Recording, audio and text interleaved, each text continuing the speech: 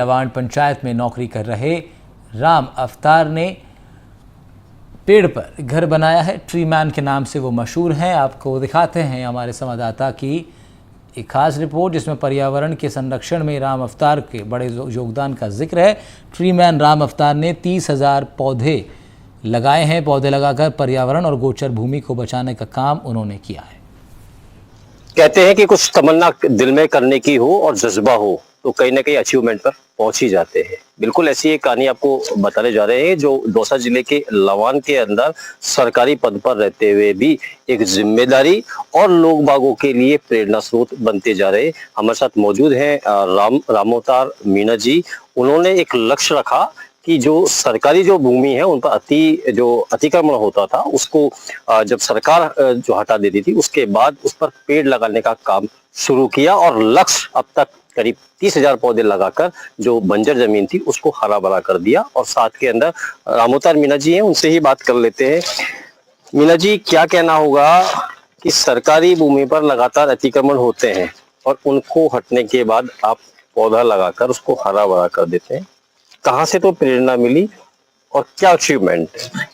मेरी प्रेरणा के स्रोत श्री हरि सिंह जी चारण विकास अधिकारी और श्री राजेंद्र जी मेहर अय्यन, दोनों की प्रेरणा लेने के बाद हमने देखा जब भी हम अतिक्रमण हटाते थे तो अतिक्रमण वापस हो जाते थे।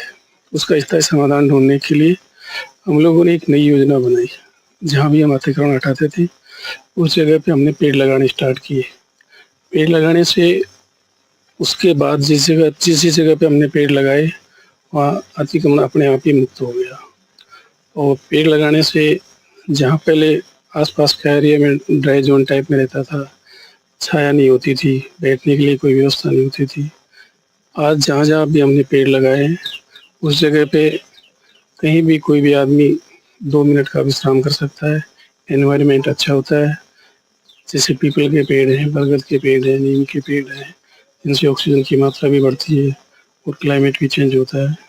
और हमारा उद्देश्य केवल ये रहता है कि जिस जगह पे भी ज़मीन खाली पड़ी हो, जिस जगह का कोई उपयोग नहीं हो, जिस पर अतिक्रमण होने की संभावना हो, उन सब चीज़ों को रोकने के लिए हम ज़्यादा से ज़्यादा पेड़ लगाने की कोशिश करते हैं। पेड़ लगाने के लिए हम स्थानीय लोगों का भी सहयोग लेते हैं, जनता का भी सहयोग लेते हैं और प्रशासन का भी सहयोग लेते हैं। बात करें कि किस किस किस्म के अपन ने अब तक जो पौधे हैं वो लगाए और आज वो वृक्ष हो गए, और साथ के अंदर सरकारी जो अपन जिस महकमे में आप काम कर रहे हैं लवान पंचायत समिति के अंदर, इस परिसर को भी आपने हरा भरा कर दिया, एक नर्सरी भी खोली है, क्या कहना होगा उसको? हमने पंचायत समिति लवान के जो परिसर है उसमें नर्सरी स्टार्ट की है। नर्सरी में पौधे तैयार करते हैं और उन पौधों को तैयार करके आसपास की जो स्थानीय ग्राम पंचायत होती है, स्थानीय लोग होते हैं, उनको पौधे वितरित करते हैं जिससे ज़्यादा से ज़्यादा सभी ग्राम पंचायत उन पौधे लगे, सरकारी ज़मीन का उपयोग हो और ज़्यादा से ज़्यादा हरियाली फैले।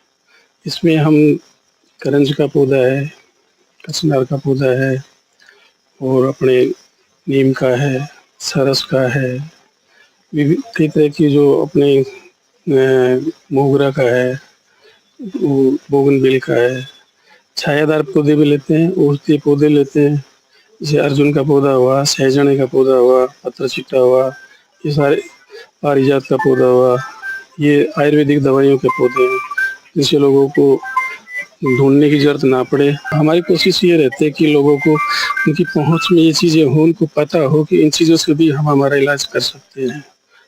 अब तक आप कितने पौधे अभी तक लगा चुके हैं? अब तक हम लगभग 20 से 25,000 के लगभग पौधे लगा चुके हैं और लगभग वो पौधे तैयार होने की स्थिति में हैं, छाया देने लगे हैं। पंचायत समिति परिसर है और देवरी से अपने लवाणवाड़ा रोड है, इसके दोनों तरफ पौधे लगाए हैं। कृषि उपज मंडी है, यहाँ लगाए हैं। तालाब का जो पेटा पहले अतिक्रमण से भरा हुआ होता था वो अतिक्रमण हटा के उसके दोनों तरफ पेड़ लगाए तो उससे आधा अतिक्रमण मुक्त हो गया। CSC के आगे लगाए, शमशान घाट में लगाए हैं, खानपुरा ग्राम पंचायत में लगाए हैं, नागड़ा गोविंद ग्राम पंचायत में लगाए। जहाँ जहाँ भी हमें जगह मिलती है हमारा प्रयास रहता है कि उन जगहों पे पौधा लगाए और सरकारी जमीन को सुरक्षित रखा जाए। बात करें कि खर्चे के लिए भी खर्च भी लगता होगा, उसका सहयोग किस तरह देखते हैं? या जेब से लगाते हैं या कहीं? उसका सहयोग हम स्थानीय लोगों को प्रोत्साहित करते हैं, भामाशाह होते हैं उनसे सहयोग लेते हैं, और जहाँ से प्रशासनिक दृष्टिकोण से सहयोग मिलता है, जैसे वन विभाग से हमें पौधे मिलते हैं वो 5 रुपए के मिलते थे, वहाँ से लेते हैं। और जो भी सरपंच वगैरह जो भी होते हैं मौजूद, उनसे सहयोग लेके प्रशासनिक अधिकारी भी हमारा सहयोग करते हैं और हम भी सहयोग करते हैं। सभी के सहयोग से ये काम होता है, मैं अकेला नहीं कर पाता हूँ, इसमें आम जनता का भी पूरा सहयोग होता है। बात करें कितने पौधे लगाने का आपने एम सोच रखा है, लक्ष्य? मेरी कोशिश है कि कम से कम 50,000 पौधे तो कम से कम लगाएं, जिससे जितना पौधे लग सके वो इतना बढ़िया रहे। दौसा से देवेंद्र नरूका, एनडीटीवी।